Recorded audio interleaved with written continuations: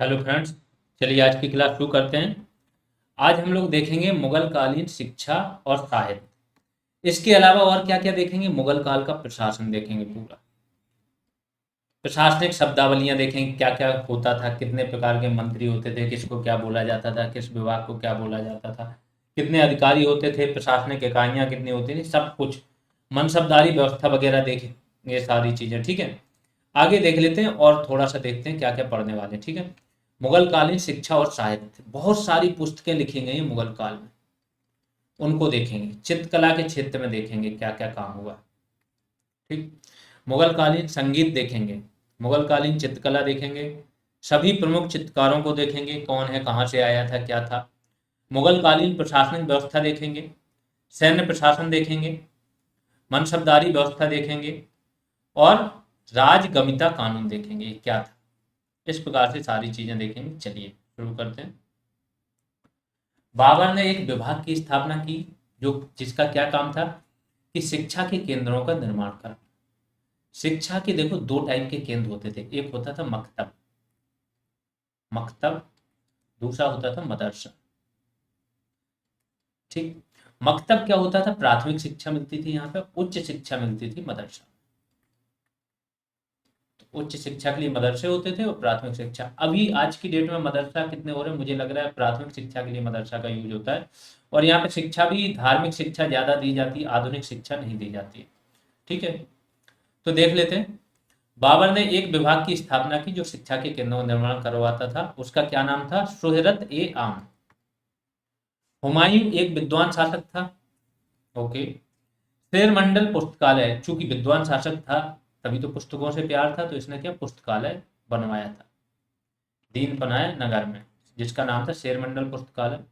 उसी की सीढ़ियों से गिर के ये मर गया था।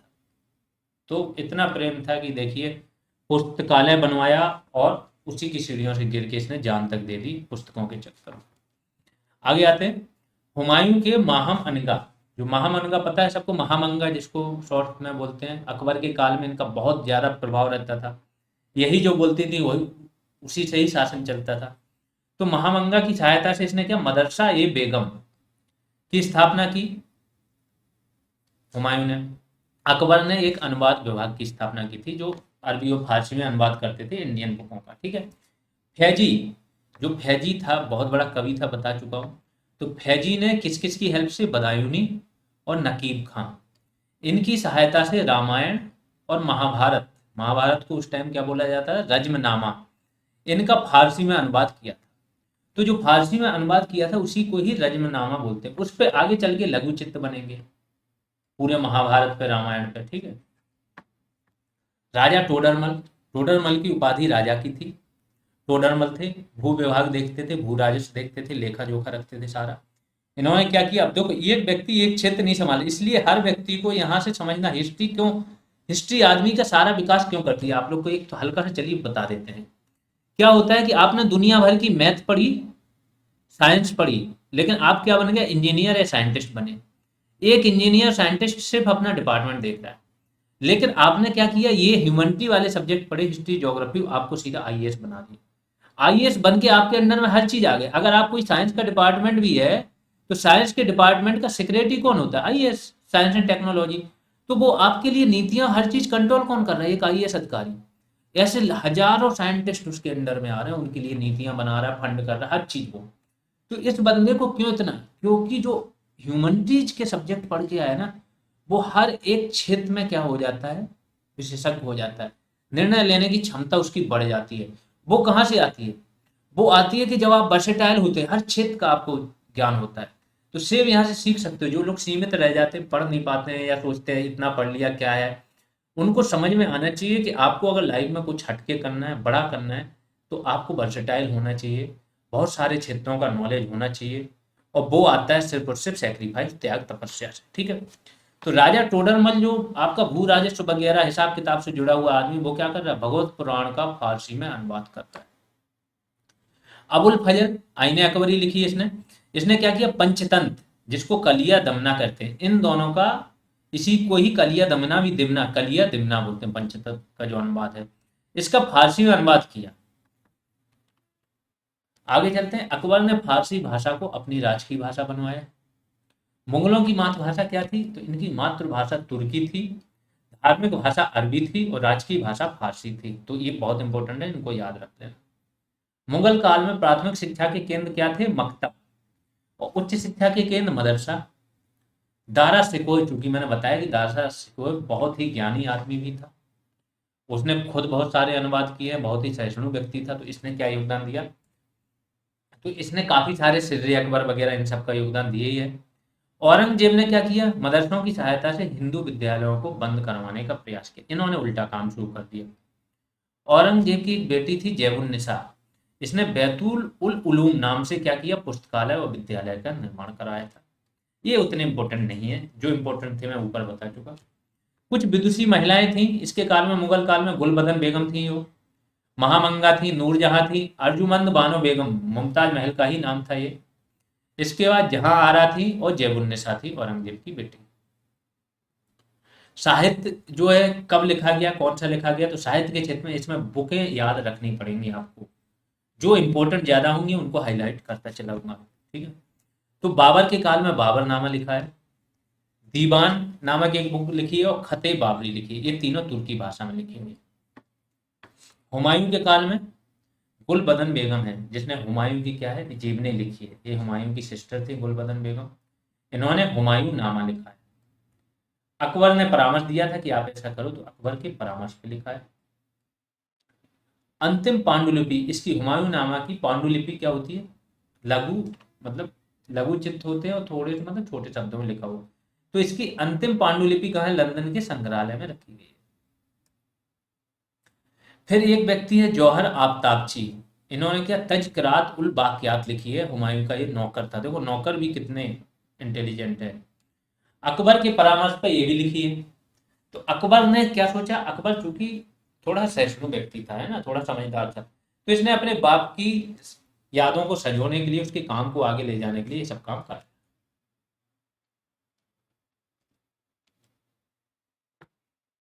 आगे आते हैं। खोंद मीर या अमीर, इसने क्या लिखा? कानून ए हुमायूं ने लिखी। ये उतनी इंपॉर्टेंट नहीं, बस सारी चीजें दे दी, छूटे ना कुछ। मिर्जा हैदर दौलत, इसने तारीख ए रसीदे लिखी। अकबर के काल में देख लेते हैं। अबुल फजल था, बहुत इंपॉर्टेंट वो है, और इसकी मेन आईने अकबरी ज्यादा फेमस है। इसमें इसने अकबर की तो जीवनी लिखी है, प्लस अपनी खुद की भी जीवनी लिखी है, ठीक है। तो अपनी खुद की आत्मकथा भी लिखी। अकबरनामा 1 और अकबरनामा 2 पहले लिख चुका है। फिर इंसान, जो मैंने बोला जहां पे भी इंसान आ जाए समझ जाए पत्राचार, पत्र लेख लेखन से जुड़ा हुआ है। तो दीवान इंसा एक विभाग था जो पत्राचार का था। इंसा में क्या है? अकबर के पत्रों का संकलन मिलता है। फिर फैजी सर हिंदी थे, इन्होंने अकबरनामा लिखा है। आरिफ कंधारी ने तारीख ए अकबरी लिखी है। बायजीद बयाद ने तज़किरा ए हुमायूं और तज़किरा ए अकबर। अब आते हैं, बहुत इंपॉर्टेंट व्यक्ति है अब्दुल कादिर बदायूनी। इसका जिक्र बहुत जगह मिलेगा बदायूनी का, है ना। इसने लिखी है मुंतखब उल तबारीख, बहुत इंपॉर्टेंट बुक है, बहुत बार पूछी जाती है। मुंतखब उल तबारीख किसने लिखी? अब्दुल कादिर बदायूनी। इसे भारत, इसमें इस बुक में ना भारत की आम इतिहास का जिक्र है। बदायूनी ने अकबर की धार्मिक नीति की आलोचना की थी, क्योंकि हो सकता है कि थोड़ा कट्टर आदमी हो अंदर से, तो धार्मिक नीति अकबर की सहिष्णु थी, तो इनको नहीं पसंद आ रही होगी। इसमें हल्दी घाटी युद्ध का उल्लेख किया गया इसकी पुस्तक में, जो मुंतखब उत तवारीख है। इसमें सूफी संतों की जीवनियां भी मिलती हैं। तो इस पुस्तक के बारे में कभी कभी यही पूछ लेते हैं कि इस पुस्तक में किस किस चीज का जिक्र किया है। फिर अब्बास खां सरबानी, इनका जिक्र हो चुका है शेरशाह सूरी के समय, उसी के दरबारी कवि थे। इन्होंने तारीख शेरशाही लिखी है, तोहफा ए अकबर शाही भी इन्होंने लिखी है।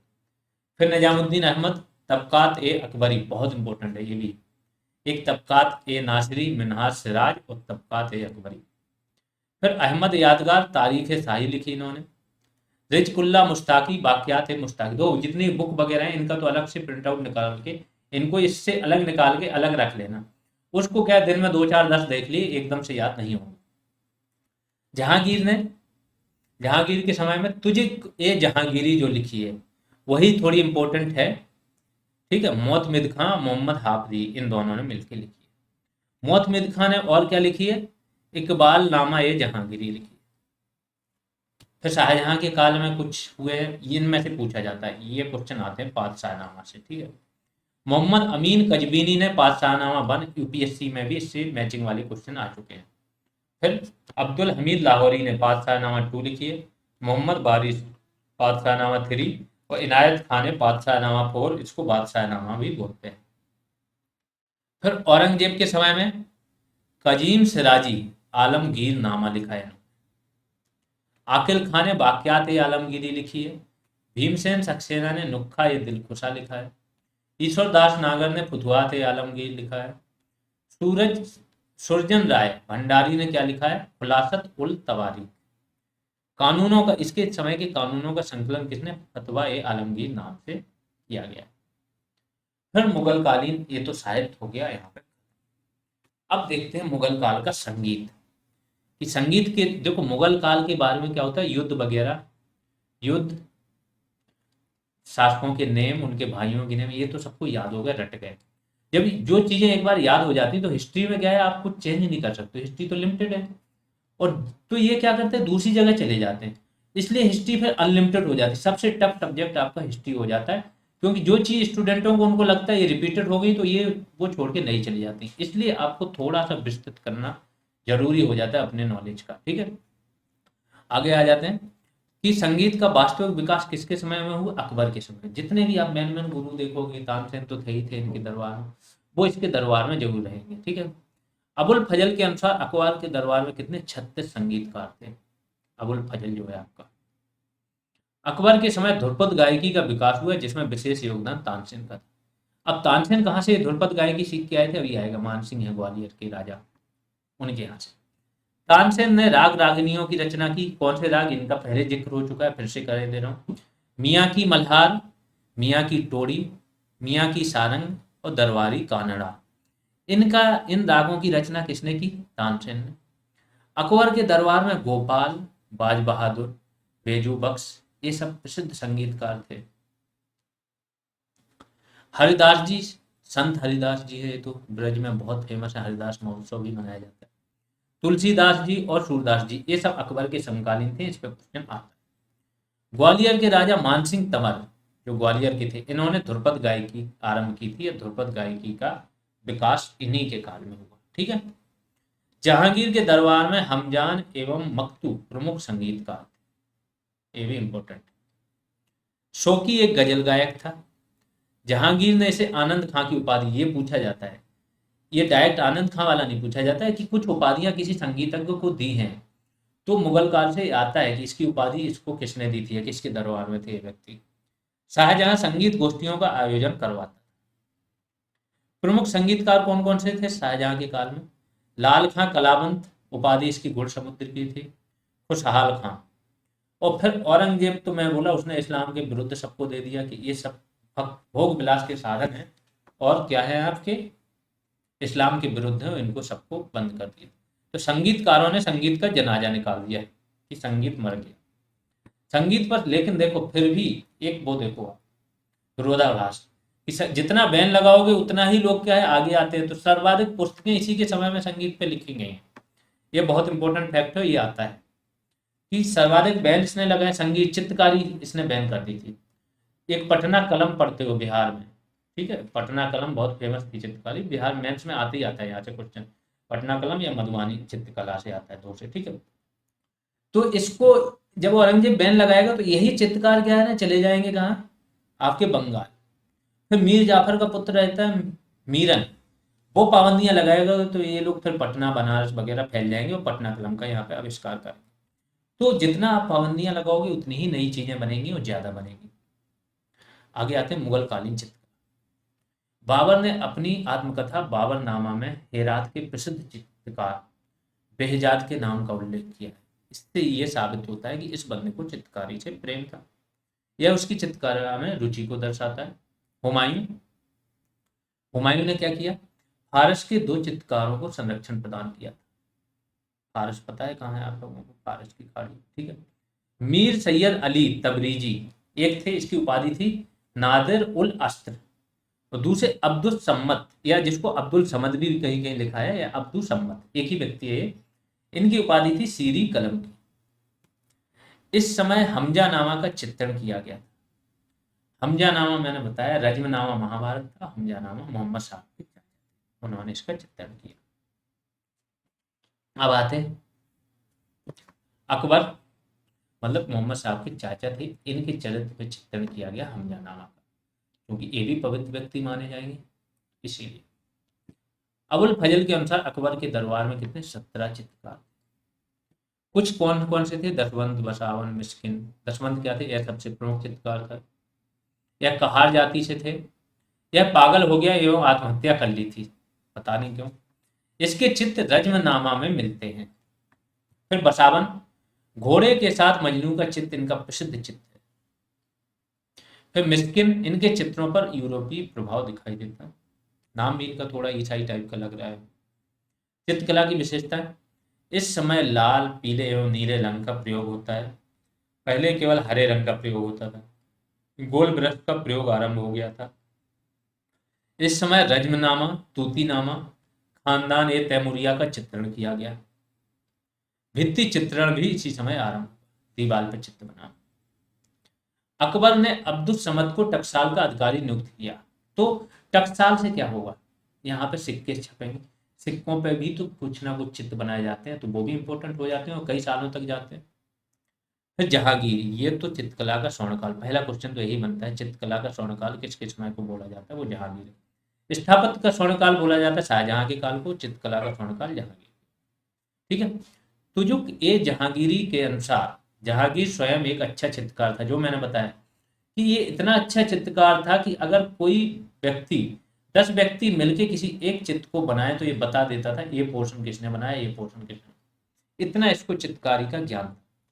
इसने आगा रिजा खां के नेतृत्व में आगरा में चित्रशाला का निर्माण किया। बहुत इंपॉर्टेंट तथ्य है कि चित्रशाला का निर्माण किसने कराया था, क्वेश्चन आया था। प्रमुख चित्रकार कौन कौन से थे? उस्ताद मंसूर, साइबेरियन सारस का इन्होंने, जो साइबेरियन क्रेन है, जो आपका कहाँ केवलादेव नेशनल पार्क में मैंने देखा था, तो उसका चित्र बनाया। बंगाल का एक अनोखा पुष्प, उसका भी चित्र। फिर अबुल हसन, इसने तुजुक ए जहांगीरी का मुख्य पृष्ठ चित्र किया। एक असंख्य गिलहरियों का चित्र मिलता है जो लंदन के संग्रहालय में रखा है, जिसमें कई सारी गिलहरियां, आप गिन भी नहीं पाओ। फिर बिशनदास, इसने फारस का शाह एवं उसके परिवार के 26 चित्र बनाए थे बिशनदास ने। ये सब किसके काल में हो रहा है? जहांगीर के, जो चित्रकला का स्वर्ण काल चल रहा है उसी के काल के ये क्या है, सारे चित्रकार है। दौलत, छवि चित्रण, लोगों की जो व्यक्ति है, पशु है, मन, पक्षी है, इनका चित्रण हो रहा है, छवि का चित्रण, उनकी छाया का, रूप का चित्रण हो रहा है। फारूक बेग, बीजापुर के शासक के छवि चित्र बनाए इन्होंने। मनोहर, यह बसावन का पुत्र था, जो दशवंत बसावन है ना आपके, बसावन का पुत्र। जहांगीर ने मनोहर के नाम का उल्लेख अपनी आत्मकथा में नहीं किया है, तो जहांगीर ने इनका उल्लेख नहीं किया। विशेषताएं, इस समय प्रकृति चित्रण एवं युद्ध दृश्यों के चित्रण पर अधिक बल दिया गया, क्योंकि ये क्या करते थे, जीवित जीव का चित्र अभी तक नहीं बनता था, लेकिन आगे चल के पशु पक्षियों के चित्र बनने लगेंगे जहांगीर के कारण। ईरानी प्रभाव समाप्त हो गया, भारतीय प्रभाव बढ़ गया, यूरोपीय प्रभाव भी बढ़ा, हाशिया छोड़ना आरंभ हुआ, थोड़ा सा स्पेस छोड़ना, ठीक है। मोरक्को चित्रण आरंभ हुआ, एक ही विषय से संबंधित चित्रों का संकलन। तो शाहजहां, इसकी चित्रकला में विशेष रुचि नहीं थी, सबको पता है इसकी स्थापत्य में थी।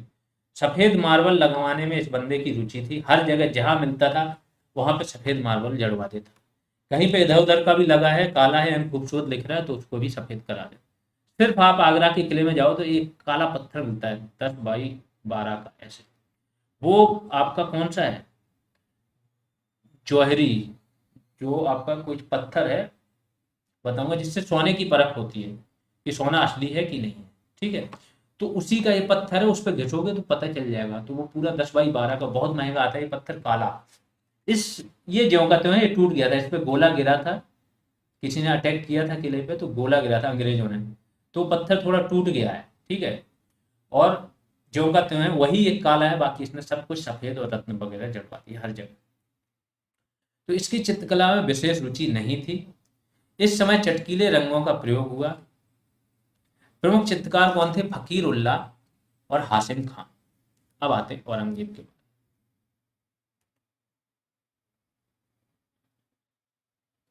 औरंगजेब के बारे में आई डोंट थिंक कि कुछ चित्रकारी में हुआ, क्योंकि चित्रकला पे इसने क्या किया था, बैन लगा दिया। चित्रकला और संगीत पूरी तरह से बैन कर दिया था इसने।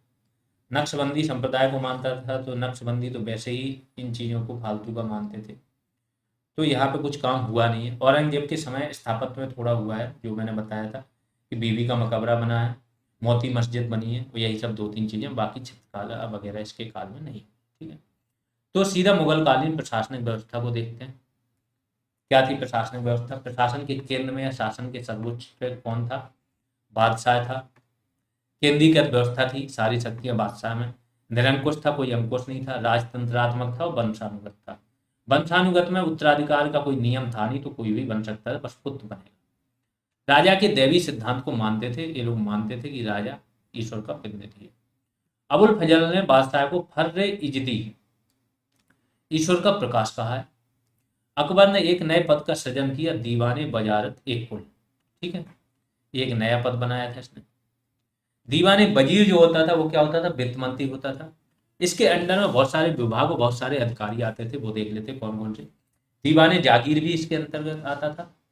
जागीर उनको दी जाती थी कि जैसे कोई जागीरदार हो गया, इक्तेदार हो गया, मनसबदार के टाइम में अकबर के काल में चलती थी, तो मनसबदारी पे था, तो इनको भी जमीन दे दी जाती। ये हो गई जागीर। ये क्या है, यहाँ पे खर्चा चलाएंगे, राजस्व जमा करेंगे, सेना रखेंगे। दीवाने खालसा सीधे राज्य के नियंत्रण में, खालसा भूमि जो होती थी राज्य के नियंत्रण में सीधी होती थी। इसमें कहीं किसी को कुछ नहीं जाता था, जो भी पैदावार होती थी सीधा राज्य की होती थी वो। ठीक है, फिर दीवाने वायुतात या वायुतात, ये कारखाना अधीक्षक को बोलते थे। दीवाने तन वेतन विभाग है, ये भी इसके अंडर में होता था। दीवाने तरजीह सैनिक आवश्यकताओं की पूर्ति करता था, ये भी इसके अंडर में। दीवाने सादात धार्मिक मामलों का प्रमुख होता था। मुशर्रिफ महालेखाकार होता था, वो भी वित्त का ही रहेगा। और मुस्तौफी महालेखा परीक्षक, तो ये मैंने आपको सल्तनत काल में भी बताई है ये शब्दावली, और यहाँ पे भी है। तो मुशर्रिफ क्या है? महालेखाकार, और मुस्तौफी महालेखा परीक्षक। वकील, एक वकील का पद होता था, यह शक्तिशाली पद था। बैरम खां क्या था? वकील ही था। बहराम खां यहाँ लिखा है, बैरम खां की बात होती है। बैरम खां एक वकील का पद था, जो सारे हर मामले पर सलाह भी देता था, प्लस सेनापति का भी कार्य करता था। महामंगा भी वकील के पद पर रही, जिसके हिसाब से ही सारी चीजें चलती थी। शाहजहां ने इस पद को क्या समाप्त कर दिया था। तो मीर बख्शी बहुत इंपॉर्टेंट है। मीर बख्शी किसे बोला जाता था? रक्षा मंत्री को। जैसे दीवान ए आरिज, दीवान ए आरिज सल्तनत काल में बताया हुआ। दीवान ए आरिज क्या होता है? आपका सैन्य विभाग होता था। यहाँ पे मीर बख्शी यह सेना की भर्ती करता था। यह सरखत नामक दस्तावेज पर हस्ताक्षर करता था, तभी सेना की भर्ती होती थी। फिर एक होता है मीर सामा या खान सामा। इसका काम क्या क्या था? शाही महल की सभी आवश्यकताओं की पूर्ति करता था। इसे रसोइया भी कहा जाता था। तो रसोइया के साथ साथ और भी जो आवश्यकताएं, तो शाही महल छोटा मोटा थोड़ी होता था, बड़ा सा महल, हजारों लोग, सैकड़ों लोग तो बादशाह के परिवार के रहते थे। फिर हरम में महिलाएं रहती थी 5,000, 9,000, 10,000, वो। फिर बंदी गुलाम रहते थे, वो मैन रहते थे। इस प्रकार से एक किला, उसके आसपास जो महल होता था, बहुत सारे लोग रहते थे, तो इनकी भी तो व्यवस्था बनाना अपने आप में एक बड़ा काम था। फिर एक जो मैंने बताया कि काजी और सद्र, काजी क्या होते थे? न्यायाधीश और धार्मिक मामलों के प्रमुख होते थे। ठीक। मुहतसिब, इसकी नियुक्ति किसने? औरंगजेब ने की थी। ये काम क्या करता था? जो इस्लाम मानते थे उनके धार्मिक और नैतिक चरित्र को देखता था, उन पर नजर रखता था। तो यहाँ तक कि अब सोचो, लोगों के अंदर तक घुसे हुए थे ये। मीर ए बहर नौसेना का प्रमुख था। मीर ए बर्र वन विभाग का प्रमुख था। मीर ए आतिश, आतिश है तो आतिशबाजी, बारूद खाने का प्रमुख। मीर ए अर्ज याचिका विभाग का प्रमुख। दरोगा ए डाक चौकी क्या था? गुप्तचर विभाग का या पत्र विभाग का प्रमुख। ये वाला पद आता है आपका बकिया नीस या बकिया नबीस। तो ये बकिया नबीस आपका यहाँ पे भी है, और आगे चलोगे आप तो यही आपका शिवाजी के काल में भी मिलेगा आपको। तो इस पे यूपीएससी में क्वेश्चन पूछा जा चुका है, मैचिंग में ये आया था कि बकिया नीस। ठीक है, तो ये गुप्तचर एवं संदेश वाहक, खुफिया नबीस भी बोला जाता है इसको, हरकारा भी बोला जाता है। प्रांतीय प्रशासन देख लेते हैं क्या था। अकबर के काल में 12 प्रांत, प्रांत मतलब राज्य, 12 राज्य हो गए थे। बाद में 15 हुए अकबर के बाद, और शाहजहां के काल में ये 18 हो गए थे। औरंगजेब के समय कितने हो गए? 20 हो गए। तो सर्वाधिक प्रांत अगर किसके समय में थे? औरंगजेब के। फिर सर्वाधिक विद्रोह भी इसके काल में हो गए। प्रांत में कौन होता था? सूबेदार, दीवान, बख्शी और काजी। सूबेदार एक प्रकार का गवर्नर हो गया, दीवान आपका वित्त मंत्री हो गया, बख्शी काजी, काजी आपका जानते हो न्याय विभाग का काम करता है, धार्मिक। सरकार जिला लेवल की बात हो रही है। सरकार यहाँ आए, सरकार विषय आहार। जिला को क्या विषय भी बोला जाता था कहीं कहीं, विषय मतलब इस काल में नहीं, आप मुगल काल से पहले के देखो, मध्यकालीन भारत देखो, एंशियंट देखो, सबका बता दे रहा हूँ। तो कभी इसको विषय भी बोला गया, कभी आहार भी बोला गया जिला को, और कभी बोला गया सरकार। ठीक है। तो फौजदार, सरकार जिला लेवल पे फौजदार रहता था, और एक रहता था आमिल गुजार। तो फौजदार क्या क्रिमिनल मामले देखता था, एक प्रकार का दरोगा था ये। ठीक है, जिला लेवल पे। आमिल गुजार क्या था, रेवेन्यू ऑफिसर था। ये क्या था, राजस्व वगैरह इकट्ठा कर। तो आमिल और मुंसिफ करके आपको यूपीएससी में पूछा गया था, एक भी पता हो तो आप यहाँ से निकाल लोगे।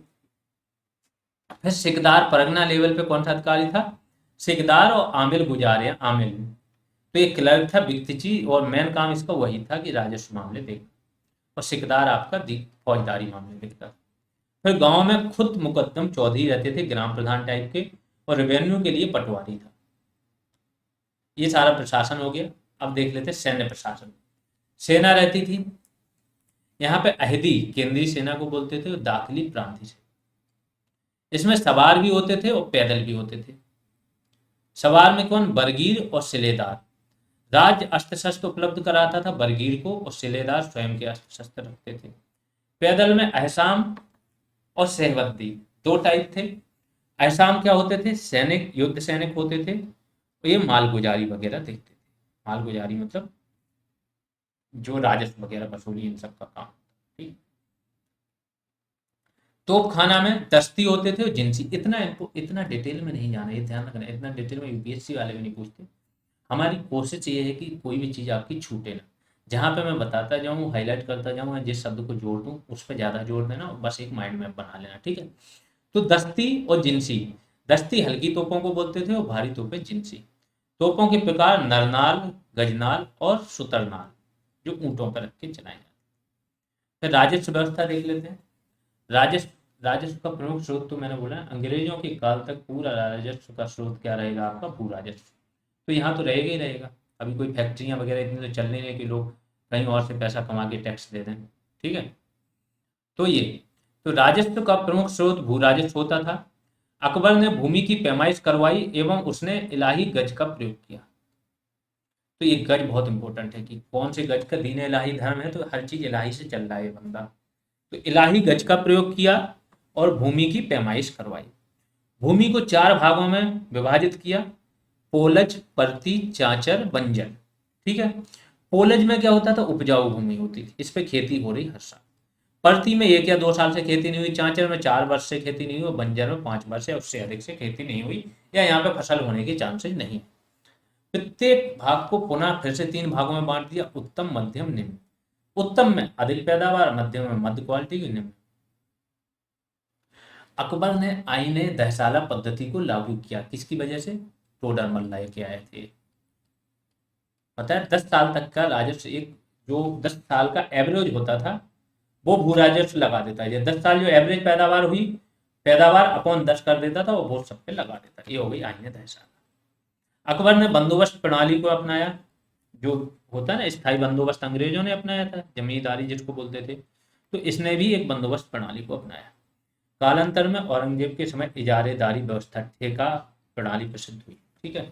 वही कि भूमि को ठेका पे दे दो, जो जितनी ज्यादा बोली लगाएगी उसको दे जाएगा। अब उसने जो बोली लगाई उतना राजस्व उसको देना है, वो चाहे जैसे करे। फिर मनसबदारी व्यवस्था की बात हो रही। अकबर ने मनसबदारी व्यवस्था मंगोलों या उज्बेक जो होते हैं, अजबेक, इनसे ग्रहण की थी। अकबर ने सभी अधिकारियों को मनसब प्रदान की। मनसब होता क्या है, अभी चलो इसको पढ़ लो फिर बता। मनसबदारी व्यवस्था दशमलव पद्धति पर आधारित थी। सबसे छोटा मनसब 10 का होता था, सबसे बड़ा मनसब 10,000 का होता था। 5,000 से अधिक का मनसब केवल शाही परिवार के सदस्यों को दिया जाता। जो शाही परिवार, मुगल परिवार के सदस्य हैं, और सर्वाधिक 5,000 का मनसब किस किस को दिया गया था, मान सिंह को 7,000 का, मिर्जा अजीज कोका को 7,000 का, और जहांगीर इनको 12,000। ठीक है। तो ये अपवाद थे। जहांगीर तो इनका पुत्र ही हो गया, लेकिन ये दो इनके अपवाद हो गए, मान सिंह जो है ये क्या थे, मानसिंह आपके आमेर के शासक थे, इनको दे दिया गया था, भारमल के पुत्र थे, ठीक है।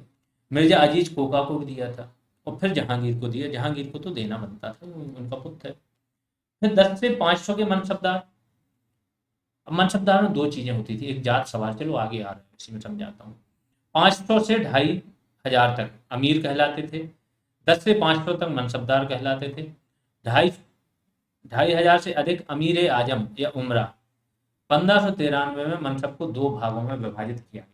कौन कौन से? जात और सवार। जात क्या होता था? पद और वेतन की जानकारी की, आपका पद क्या है, किस लेवल का है, और वेतन आपको कितनी मिलेगी। सवार में आपके सैनिकों की संख्या होती थी कि जितने का सवार हो उतने सैनिक। सवार पद जात से अधिक नहीं हो सकता था, तो जो सैनिकों की संख्या होती थी वो आपकी पद और जात से अधिक नहीं हो सकता था। आधे, वैसे तो मैक्सिमम आधा रहता था, कभी कभी आधे से ज्यादा, लेकिन उससे ज्यादा नहीं। जहांगीर के समय में दुअस्फा और सी अस्फा का प्रचलन आरंभ हुआ। दुअस्फा क्या हुआ? दुगने घोड़े रखने, और ती अस्फा तिगुने घोड़े। आगे आते हैं। औरंगजेब के समय मशरूद का प्रयोग बढ़ गया था। इसमें क्या होता था? मशरूद में सैनिकों, सेना की संख्या में अस्थायी वृद्धि। फिर अमीर वर्ग, अरब, तुरानी, अफगान, ये अमीर वर्ग होते थे। अमीर मैंने बताया ना, राजा रहता था।